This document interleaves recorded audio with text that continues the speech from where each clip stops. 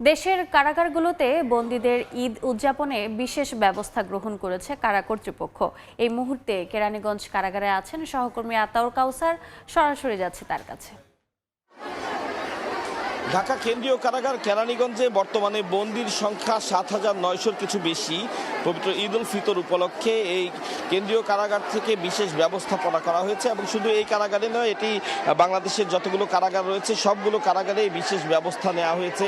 কয়েদিদের সাথে তাদের পরিবারের সদস্যদের দেখা করার সুযোগ দেওয়া হয়েছে এবং ঈদ উপলক্ষে একদিন, অর্থাৎ ঈদের যে ৩ দিন মূল যে ঈদ, সে ৩ দিনের একদিন কয়েদিদের জন্য তাদের পরিবারের পক্ষ থেকে বাসা থেকে রান্না করা খাবার তাদের কাছে পৌঁছানোর ব্যবস্থা করা হয়েছে। এই সুযোগটি দেওয়া হয়েছে। আমি এখন যেখানে আছি, এখানে যে লাইনগুলো দেখছেন বা এখানে যে সকল মানুষদের দেখছেন, এরা সকলেই তাদের প্রিয়জন যে বা যারা এখানে বন্দী আছেন, কয়েদি, তাদের সাথে দেখা করতে এসছেন, তাদেরকে খাবার দেওয়ার জন্য এসছেন। এটি মূলত তাদের খাবার দেওয়ার যে সিরিয়াল, সেই সিরিয়ালের একটি লাইন। এই লাইন ধরে তারা এখানে একটি টিকিট সংগ্রহ করবেন। সেই টিকিটে কয়েদির নাম, ঠিকানা এবং ওয়ার্ড নাম্বার, নাম, পিতার নাম, ওয়ার্ড নাম্বার, সেগুলো তারা লিখে দিবেন।